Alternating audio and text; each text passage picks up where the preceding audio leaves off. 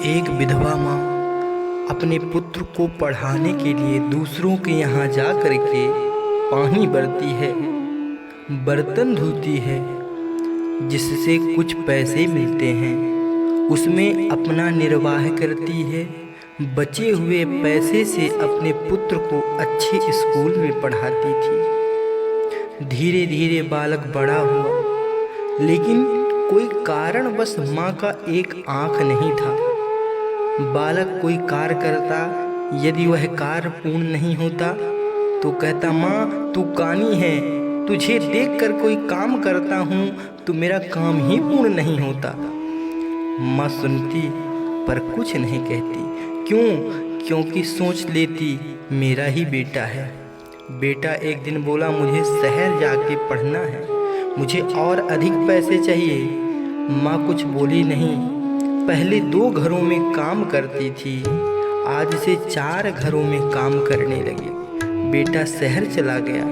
माँ हर महीने के आखिरी दिन अपने पुत्र के लिए पैसे भेज दिया करती। धीरे धीरे समय बीतता गया। बालक शादी विवाह सब वहीं कर लिया। अब तो वह फोन करना भी बंद कर दिया। माँ का शरीर ढल गया।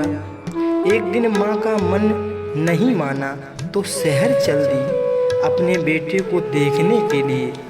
बेटा ने अपने माँ को देखा तो आग बबूला हो गया। बोला, कानी माँ तू फिर से मेरे पास आ गई। मैं तेरे कारण घर छोड़ दिया, यहाँ आया, तू फिर से यहाँ आ गई, मेरे पास चली आई। मुझे आनंद से रहने दे।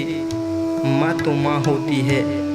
पुत्र को देख ली और आनंदित हो गई, लौट आई। समय बीतता गया। माँ पुत्र पुत्र करते करते अपने प्राणों को छोड़ दिया।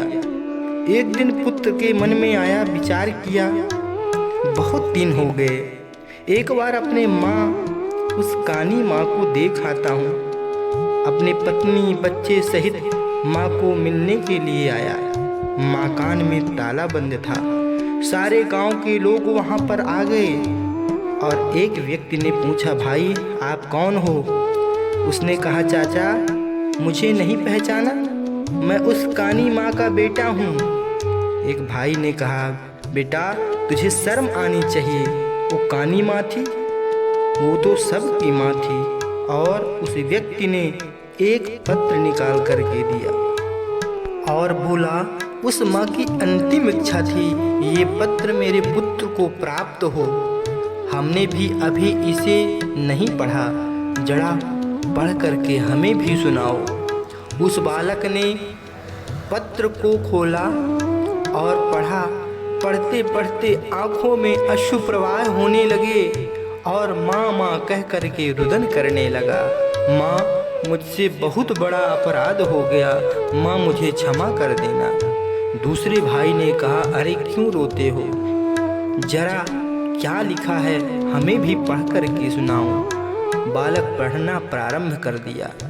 पत्र में लिखा था, बेटा मैं अवश्य ही दुर्भाग्यनी हूँ जो मेरे गर्भ से तेरे जैसे संतान पैदा हुआ। तू मुझे कानी कानी कहता था, मैं सहकर रह जाती थी, पर एक बात सुन ले, कानी मैं नहीं, जन्म से ही तू काना पैदा हुआ था। मुझे लगा मेरी उम्र तो बीत चुकी है, पर तेरी उम्र तो शुरुआत होने जा रही है। मैंने डॉक्टर से कहा मेरे पुत्र की आँख आ जाए, इसमें मुझे क्या करना पड़ेगा? डॉक्टर ने कहा अपने आँखों को देना पड़ेगा। मैंने अपने आँख को दे दिया, इसीलिए तू आज आँख वाला है। मैं जानती थी, मुझे लोग कानी कानी कहते थे, मैं सह जाती थी, पर तुझे यदि कोई काना काना कहता तो कदापि ही नहीं सह पाती। इसीलिए शास्त्रों में कहा गया है, कुपुत्रो जायते क्वचिदपि कुमाता न भवति।